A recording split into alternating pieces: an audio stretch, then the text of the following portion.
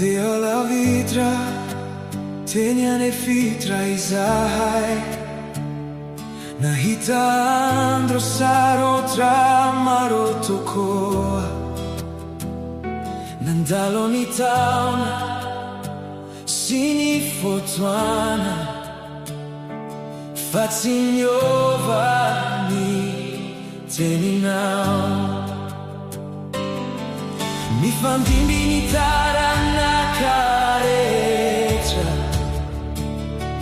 fa mitoetra mandrakizay ny fitiavanao. Izay natomboka ao fahiny, mbola tanterahinao ankehitriny. Ny dianay rehetra nitondra